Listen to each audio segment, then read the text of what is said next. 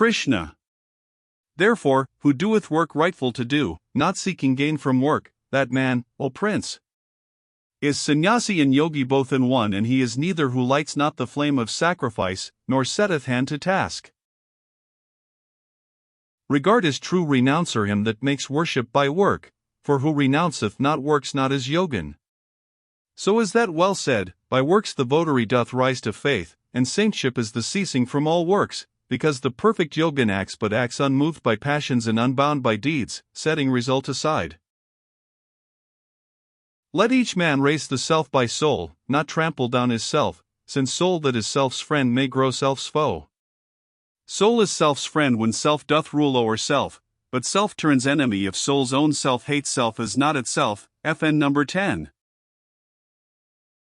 The sovereign soul of him who lives self-governed and at peace is centered in itself, taking alike pleasure in pain, heat, cold, glory and shame. He is the yogi, he is yukta, glad with joy of light and truth, dwelling apart upon a peak, with senses subjugate whereto the clod, the rock, the glistering gold show all is one.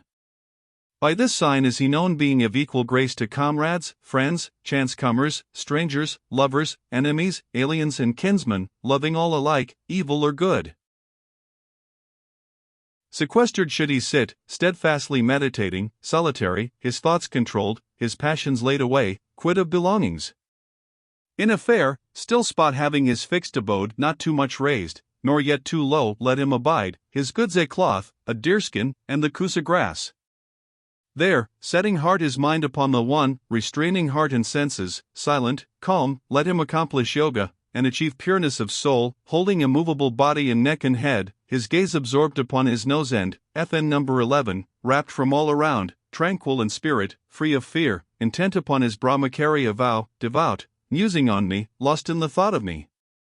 That yogin, so devoted, so controlled, comes to the peace beyond my peace, the peace of high nirvana.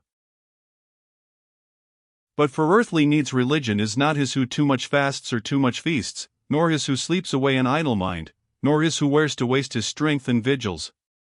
Nay, Arjuna, called it the true piety which most removes earthaches and ills, where one is moderate in eating and in resting, and in sport, measured in wish and act, sleeping betimes, waking betimes for duty.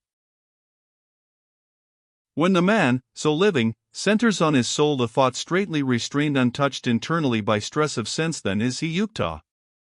See, steadfast a lamp burns sheltered from the wind, such is the likeness of the yogi's mind shut from sense storms and burning bright to heaven.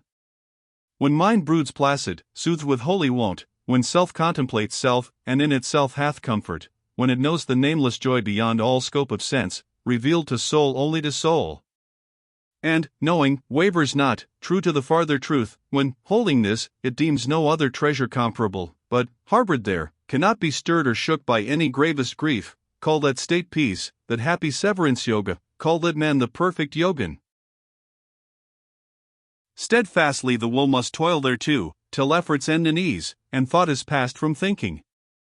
Shaking off all longings bred by dreams of fame and gain, shutting the doorways of the senses close with watchful ward, so, step by step, it comes to gift of peace assured and heart assuaged, when the mind dwells self-wrapped, and the soul broods cumberless.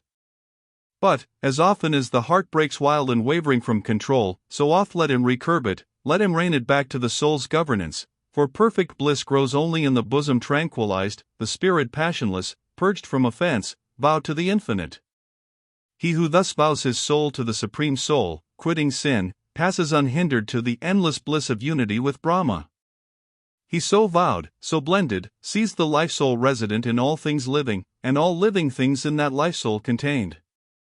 And whoso thus discerneth me in all, and all in me, I never let him go, nor looseneth he hold upon me, but, dwell he where he may, whatever is life, in me he dwells and lives, because he knows and worships me, who dwell in all which lives, and cleaves to me in all. Arjuna, if a man sees everywhere taught by his own similitude one life, one essence in the evil and the good, hold him a yogi, yet well perfected. Arjuna, slayer of Madhu. Yet again, this yog, this peace, derived from equanimity, made known by the eye see no fixity therein, no rest, because the heart of men is unfixed, Krishna. rash, tumultuous, willful and strong. It were all one, I think, to hold the wayward wind, as tame man's heart. Krishna, hero long-armed. Beyond denial, hard man's heart is to restrain, and wavering, yet may it grow restrained by habit, Prince. By wont of self-command. This yog, I say, cometh not lightly to ungoverned ones, but he who will be master of himself shall win it, if he stoutly strive thereto. Arjuna. And what road goeth he who, having faith, fails, Krishna? In the striving, falling back from holiness, missing the perfect rule? Is he not lost, straying from Brahma's light, like the vain cloud, which floats twixt earth and heaven when lightning splits it, and it vanisheth? Fain would I hear thee answer me herein, since, Krishna, none save thou can clear the doubt. Krishna. He is not lost, thou son of Pritha.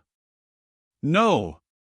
Nor earth, nor heaven is forfeit, even for him, because no heart that holds one right desire treadeth the road of loss.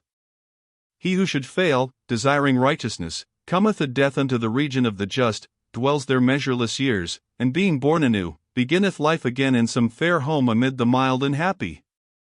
It may chance he doth descend into a yogin house on virtue's breast, but that is rare. Such birth is hard to be obtained on this earth, chief. So hath he back again what heights of heart he did achieve, and so he strives anew to perfectness, with better hope, dear prince.